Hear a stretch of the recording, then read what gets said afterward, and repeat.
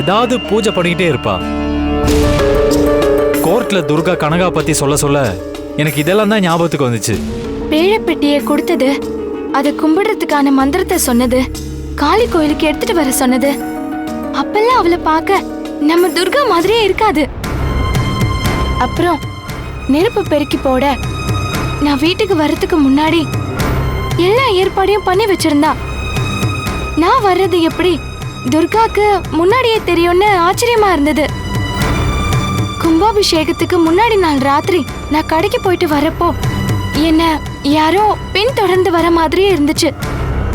வீட்டுக்குள்ள வந்து கதவை சாத்தினதும் உள்ள துர்கா இருந்தா. பசியில இருந்த எனக்காக கேப்பக்கழையும் கத்திரிக்காய் குழம்பும் பண்ணி வச்சிருந்தா.